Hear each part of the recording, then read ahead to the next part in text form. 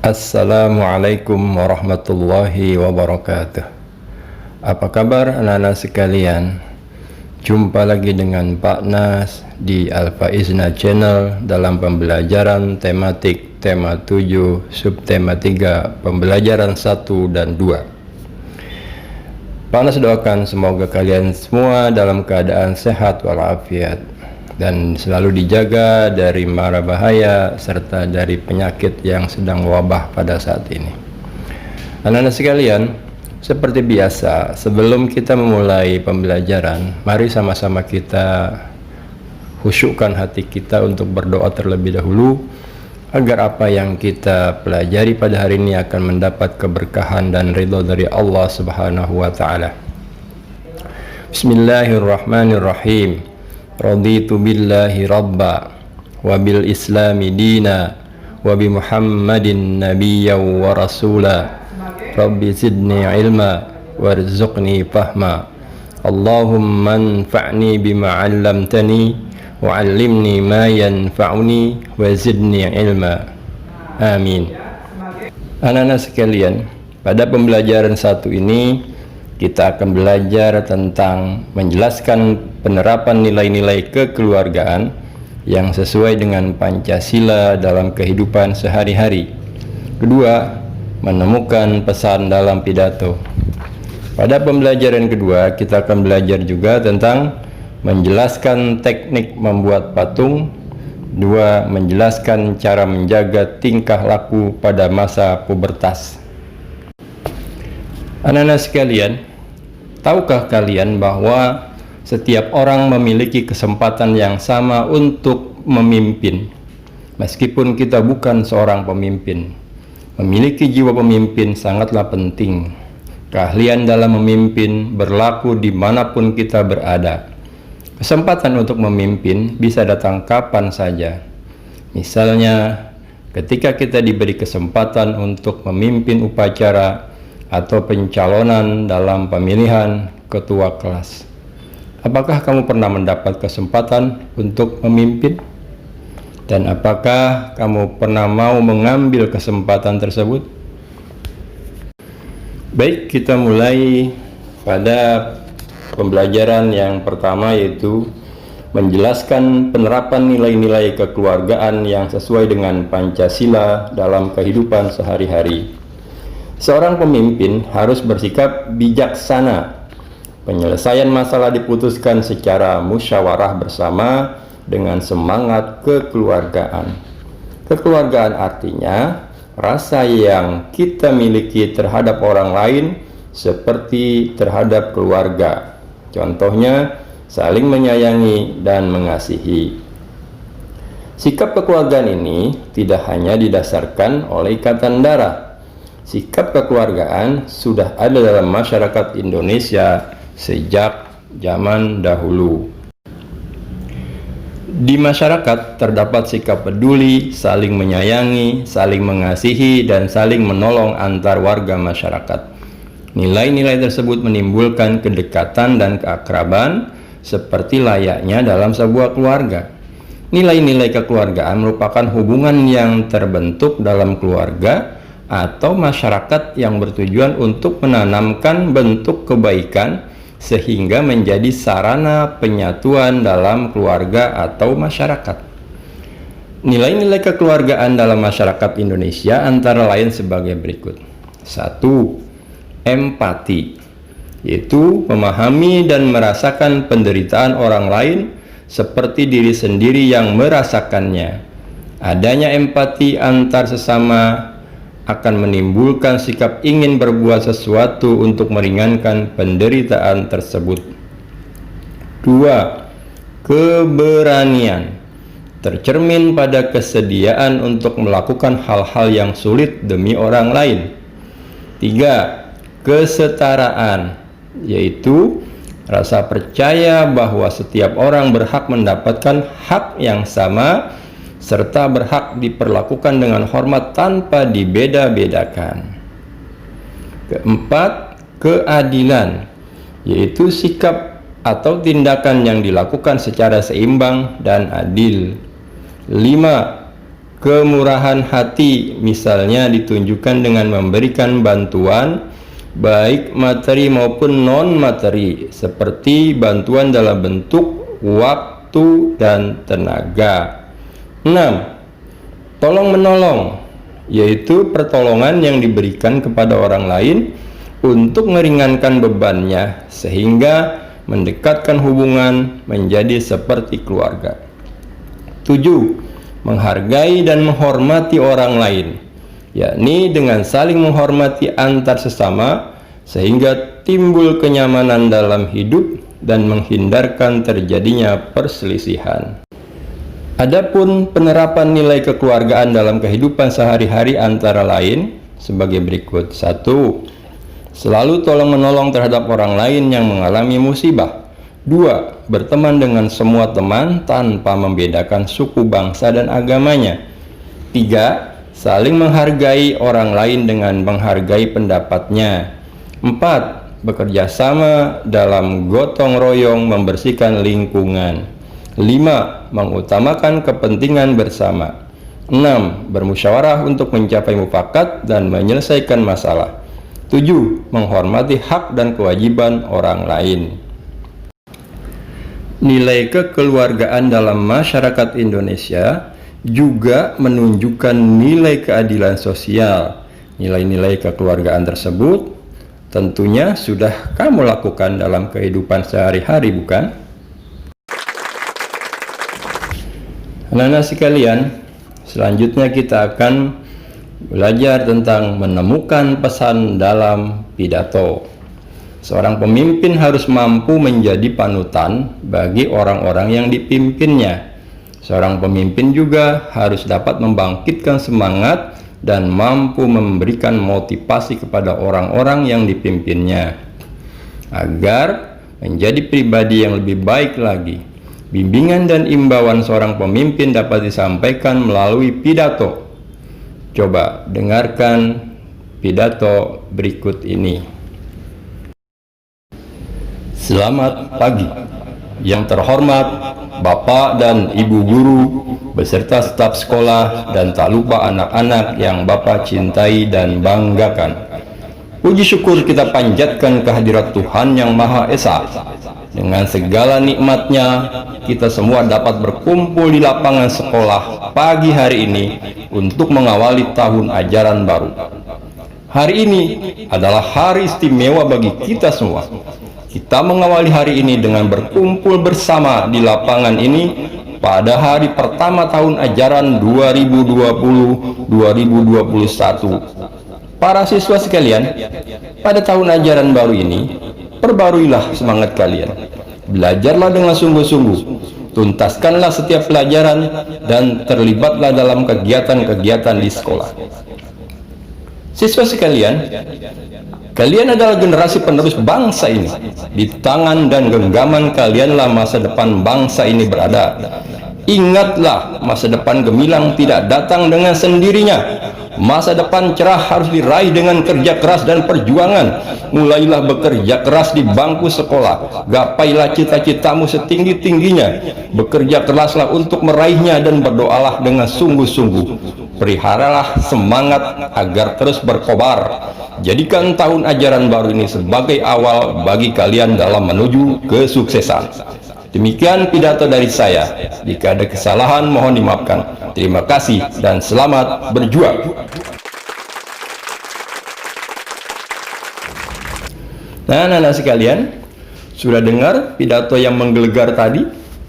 Nah, pesan dalam pidato dapat berbentuk ajakan dan imbauan. Selain itu, dalam pidato juga terdapat pesan yang disampaikan secara tersirat. Pesan dalam sebuah pidato diperoleh dengan menemukan informasi penting dalam pidato lebih dahulu. Setelah itu, simpulan pesan sesuai informasi tersebut dapat ditentukan. Nah, hal-hal yang perlu diperhatikan dalam menyimpulkan pesan pidato antara lain sebagai berikut. 1. Simpulan pesan harus memuat seluruh hal pokok dalam pidato.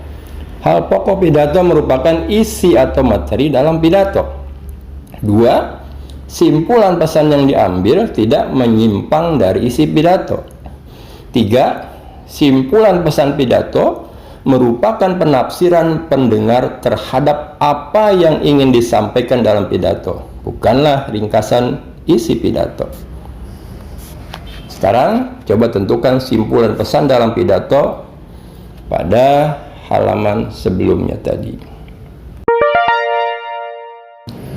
Anak-anak sekalian, kita lanjut ke pembelajaran kedua.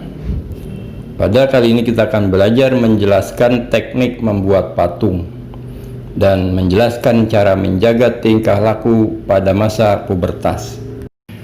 Sebagai generasi penerus bangsa, kegiatan yang kalian lakukan sehari-hari harus berupa kegiatan positif. Salah satu kegiatan positif yang dapat kalian lakukan adalah melestarikan kesenian daerah. Sebagai contoh, Kabupaten Banyuwangi, Jawa Timur ternyata memiliki generasi muda pembuat patung. Para pembuat patung tersebut masih berusia muda, yaitu siswa sekolah dasar. Meskipun masih duduk di sekolah dasar, generasi muda pembuat patung di Banyuwangi sudah mahir dan telaten dalam membuat patung. Ayo kita mulai untuk menjelaskan teknik membuat patung. Patung merupakan salah satu karya seni 3 dimensi. Keberadaan patung di suatu tempat dapat memperindah tempat tersebut dan menjadi daya tarik wisata. Perhatikan beberapa contoh patung berikut ini yang ada di negara kita Indonesia. Yang pertama, patung Patimura di Ambon. Yang kedua, patung Selamat Datang di Jakarta. Yang ketiga, patung Jenderal Sudirman di Yogyakarta. Anak-anak sekalian, kenapa patung disebut karya 3 dimensi? Jawabnya adalah karena patung memiliki 3 dimensi ukuran, yaitu panjang, lebar, dan tinggi. Patung dapat dinikmati dari berbagai sudut pandang. Jenis-jenis patung dapat dibedakan sebagai berikut. 1. Patung lengkap adalah patung yang menggambarkan manusia secara utuh dan lengkap.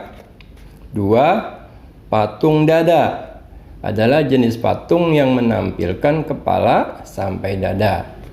3. Patung torso adalah jenis patung yang menggambarkan bagian dari anggota tubuh, misalnya kepala saja.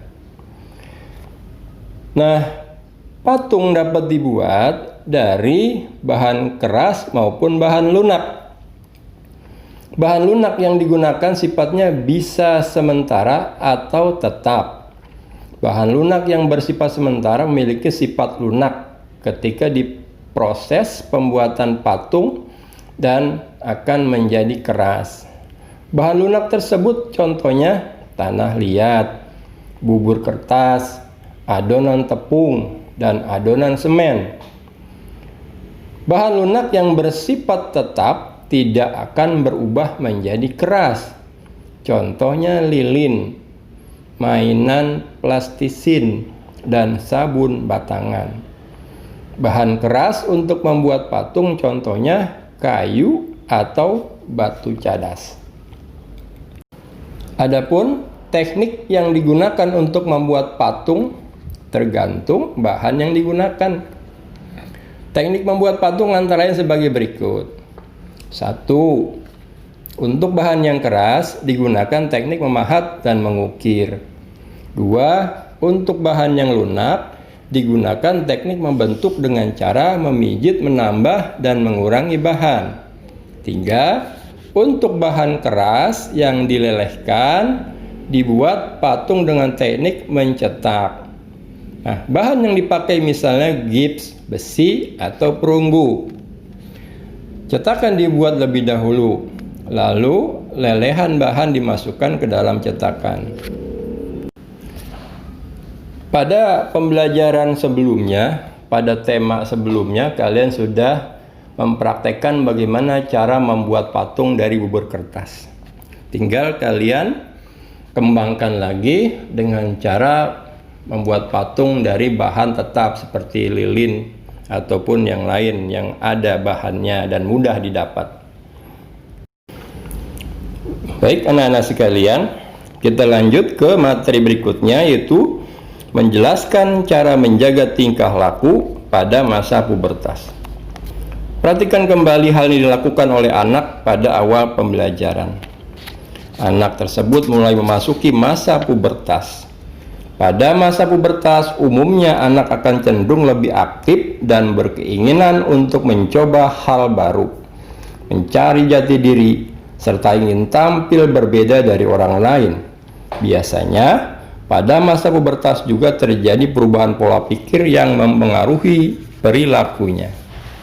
Oleh karena berbagai perubahan yang terjadi, sebaiknya remaja mempersiapkan diri untuk menghadapi masa pubertas. Dengan adanya perubahan fisik, remaja perlu menambah pengetahuan tentang cara menjaga kesehatan dan kebersihan diri. Cara menjaga kebersihan antara remaja laki-laki dan perempuan memiliki perbedaan. Remaja harus lebih dapat menjaga kebersihan diri. Dengan adanya perubahan sikap yang dialami selama masa pubertas, remaja harus lebih berhati-hati dalam berteman, karena rasa keingintahuan yang sangat tinggi. Mereka biasanya menerima semua informasi ataupun teman baru dari banyak tempat. Mereka tidak memilih dan memilah terlebih dahulu apakah hal tersebut baik atau tidak untuk dirinya. Nah, remaja perlu memahami bahwa informasi yang mereka dengar belum tentu semuanya benar. Mereka harus memeriksa dan mempelajari informasi tersebut lebih lanjut sebelum mempercayainya. Penggunaan media sosial bagi remaja juga sangat berperan penting pada masa pubertas di zaman sekarang. Remaja harus lebih bijak dalam menggunakan jejaring sosial.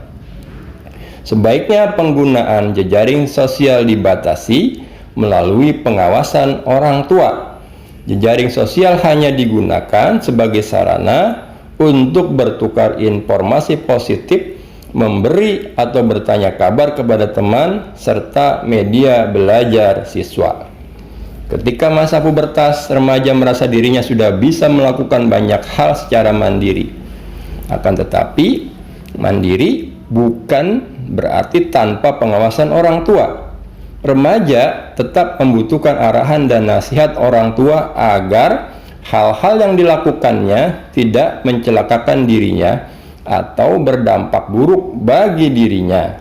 Oleh karena itu, komunikasi antara orang tua dan remaja penting dilakukan untuk menghindari remaja melakukan hal-hal negatif. Nah, anak-anak sekalian, kiranya cukup pembelajaran kita pada kali ini, pembelajaran 1 dan 2 pada subtema 3 tentang menjelaskan penerapan nilai-nilai kehidupan kekeluargaan yang sesuai dengan Pancasila dalam kehidupan sehari-hari. Kemudian menemukan pesan dalam pidato. Yang ketiga, menjelaskan teknik membuat patung. Dan yang keempat, menjelaskan cara menjaga tingkah laku pada masa pubertas. Pak Anas berharap apa yang Pak Anas jelaskan melalui video singkat ini akan dapat dimengerti oleh kalian semua sebagai bahan pembelajaran dan juga untuk diterapkan dalam kehidupan kalian sehari-hari kelak.